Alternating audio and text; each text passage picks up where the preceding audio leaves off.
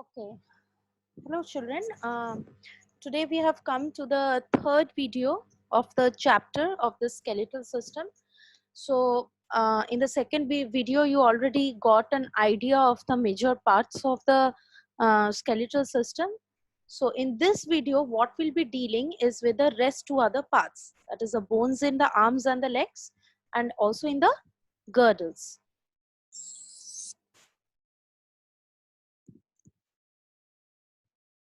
So the picture that you have on both the sides, it deals with the bones of the arms and the legs. So these are for the arms and these are for the legs. So as you can see, if I'm sorry, I'll just go back to the previous Yes. So as I was saying, if you look at these two pictures very carefully, you will see there are some similarities between our legs and our arms. You will see that both the upper part of the arms and the legs has one single sturdy bone. All right, one single sturdy bone. In case of the arms, it is called as a humerus, and in case of the legs, it is called as a femur. All right. So, a femur obviously is the largest bone in the human body, and in case of the lower part of our arms and legs, you will see that it has two bones. Okay. And out of these two bones, one bone will always be thicker than the other. Now, I will first talk about the bones of the upper limbs, that is the arms. If you look carefully, that our arm has two parts, the upper arm and the lower arm. Now, the upper arm has one single bone that is called as a humerus bone. It is very thick and it is sturdy and strong. But in case of our lower arm, it consists of two bones. All right, it has two bones, the radius and the ulna. All right, and the radius and the ulna, you can find out their position by identification of certain characteristics. The radius bone is always located towards the side of the thumb. All right, so it is always located towards the side of the thumb, and the ulnar bone is always located towards the side of your little finger.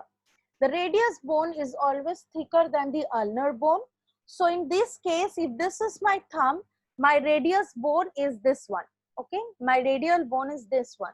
And also in case of my left hand, if this is my thumb, this part, the upper part, this part is my radius bone. You can actually press your arms a bit with the other hand's finger and you will feel a strong bone that has run along the side of the arm. And if you look at the video properly, you will see that I'm pressing my finger through a bone. Can you see this bone? It's curved in nature. This is also thinner than the radial bone, and this is called as the ulna, okay, or the ulnar bone. In case of this, if you look at my left hand, it's much more prominent, okay. So it is starting from here all the way and it goes up till here, okay. So this is the ulnar bone. It is always located towards the little finger, okay. It is located towards the position of the little finger. And after that, you will see that both the okay, I'll talk about the arms first. That the arms consist of a cluster of small bones. Actually, this is a portion of the wrist, okay. So these helps in the movement of the wrists along in all the other directions. And the fingers that you have of your hand, the digits, okay, we call them as digits. These digits are made up of bones. These fingers, okay, they are made up of bones called as phalanges. And metacarpals occur in this. These are the bones that are present in your palms. Okay, if you feel your palms, if you press your palms properly, you will feel that there are bones radiating out. They are called as metacarpals. Okay, bones in the wrist are called as carpals. Bones that are there in the palm are called metacarpals, and the bones that are there in your fingers, they are called as the phalanges. You do not need to remember these names. These are just for your added information. If you are very interested in this chapter, you can remember this. All these names will come in the higher classes, but now you do not need these names. It's just for your extra added information. So let's come down to the legs.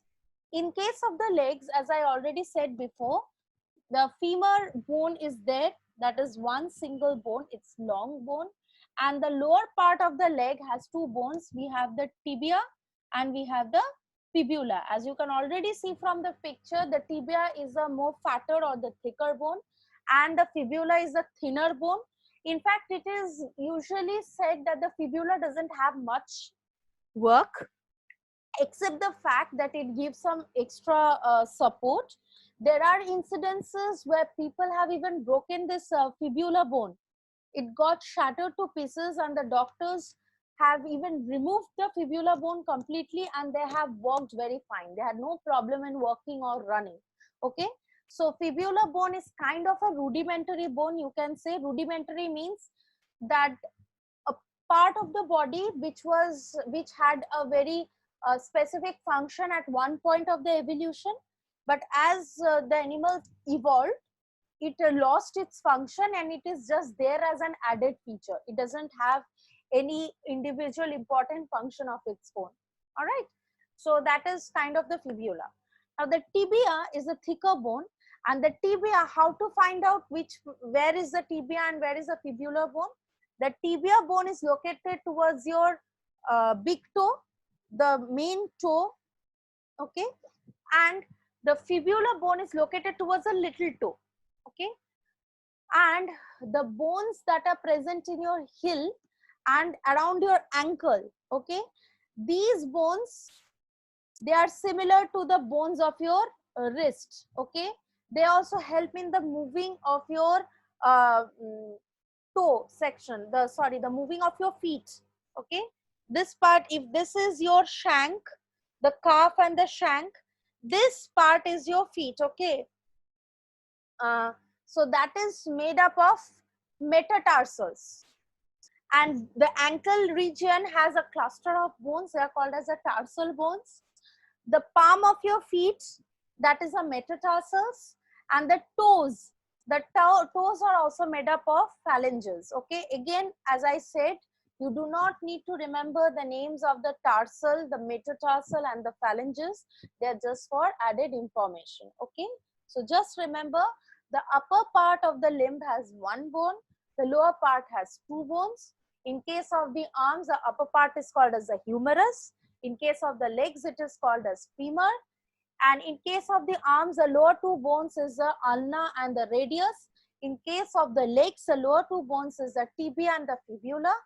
The radius is located towards the thumb of your hand, while the ulna is located towards the little finger. Similarly, the tibia is located towards your big toe. The fibula is located towards your little toe. Another extra thing that I want to add here is that tibia and fibula, they are fixed, okay. They do not move, they do not twist around each other. But in case of the ulna and the radius, they have an added feature. The radius bone can twist over the ulnar bone, okay. The radius bone can twist over the ulnar bone. So if you look at my arm here, without moving the upper arm, okay, I will not twist or rotate my upper arm up till the elbow section. But from the elbow section, I can twist my hand like this, okay. See, I can twist my hand, all right. So this part where my palm is facing towards the sky, this is called as the supination, and this is called as the pronation. Okay, so I'll just make one change.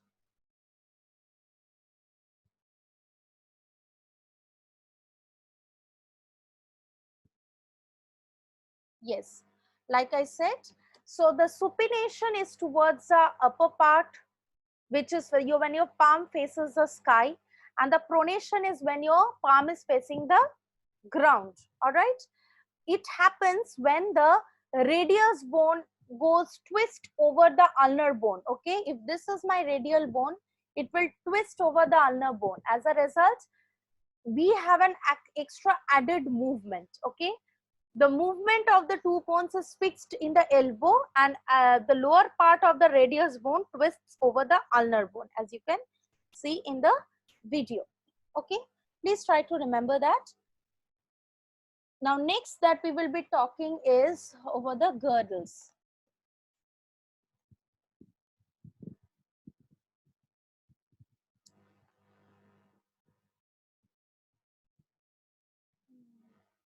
All right, so here in this picture we have two types of girdles in our body, the pectoral girdle and the pelvic girdle. Okay, so first I will talk about the pectoral girdle.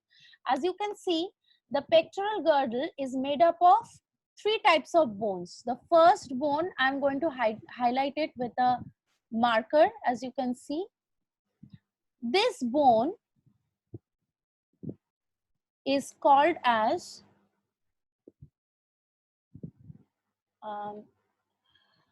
this bone is called as the collarbone, you can say, or I can also say clavicle. All right, so the collarbone also has another name which we call it commonly. You must have heard somebody talking about something called as beauty bone. All right, so the collarbone is also called as a yes, as I said, the collarbone is also called as clavicle. Clavicle is a scientific term, and beauty bone is something that we use. It is basically these two bones that is present around your neck. If you press yours here, you will be able to feel the collarbone going all the way up till here. All right, up till here. This is your collarbone. The next bone that we are going to talk about is the bone that you can see in the behind. Okay, the triangular shaped bone that is present at the back side of the collarbone. It is basically the bones here on the shoulder. If you can feel it, a triangular shaped bone. These bones have a specific name. I'm going to write down that name. They are called as a, okay, it is called as scapula. All right, and this clavicle and the scapula, they will together make a cup like thing. Okay, a cup like hollow like thing. Okay, like a crescent shaped structure. And the third bone that I want to draw the attention to is a bone that you just studied now, the humerus bone. All right, the humerus bone, if you look towards the top section, it has a rounded like feature. This rounded like feature, it exactly fits on that cup shaped thing that has been formed by the clavicle and the scapula, the collarbone and the triangular shaped bone. And as a result, this humerus bone can move in all the other direction. As a result, you can see I can move my hand freely in all the direction that I want. Okay, so this humerus, scapula, clavicle, these three bones result in a type of joint. You will be knowing it in the next video, the ball and the socket joint. This girdle, you know, the girdles have maximum amount of flexibility and maximum amount of movement, and the ball and socket joint is also the type of joint which gives us the maximum movement. All right, now I will go to the next girdle.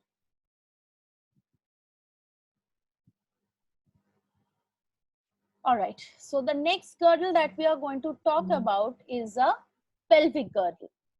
All right, now if you look at the diagram very carefully, the pelvic girdle is composed of three main bones. This is the first bone.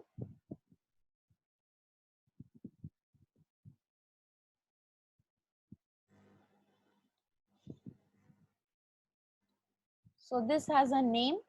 I'll write the name.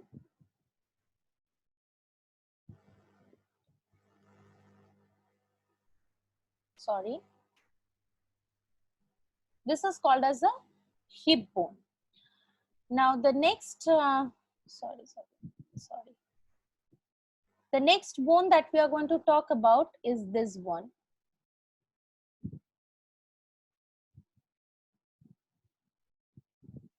This bone has a name. I will change the color. This is called as sacrum. The sacrum is the continuation of the backbone, okay? The spinal column, if it is coming down, if you look at it carefully, these bones, these vertebrae, they are fused to each other, okay? The sacrum bones, they are fused together and they look like one single bone. And the third bone, the third part of the hip bone that I want to draw your attention to is this little tiny part, okay? This little tiny part also is a continuation of the backbone, but it has a different name. It is called as coccyx. All right. So these three bones, these three individual bones, they are making up the pelvic girdle. All right. And attached to the pelvic girdle is our longest bone of the human body.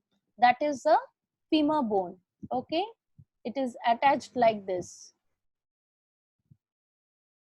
towards both the sides, like this.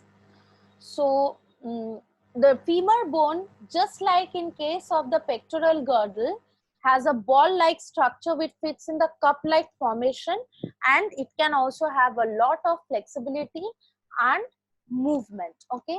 Another information that I want to share.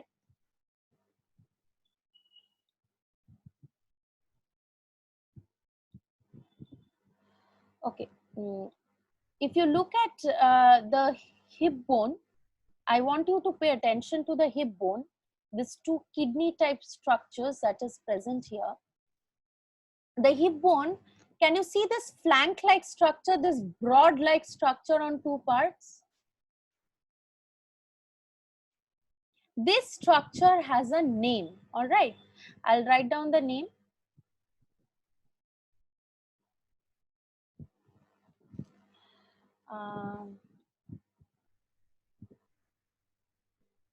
Okay, it is called as ilium. All right, this is just for added information. It is not very important for you to remember.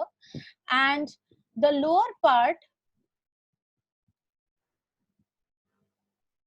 this lower part, this is called as ischium. Okay, you don't need to remember the name. It's very hard. It's just for you people for an extra added information. And just like this, you can see that the ilium and the ischium, they make up a cup-like structure. The hip bone has this cup-like structure, the socket portion into which the ball portion of the femur bone will fit in perfectly. And as a result, a lot of free movement will be allowed. So I hope you have got a clear version and a clear concept when it comes to the bones of the arms and the legs, and also the pectoral and the pelvic girdle. And obviously in your next video, we will go ahead with the next major section of our skeletal system, that is the joints. So I'll meet you again in the next video.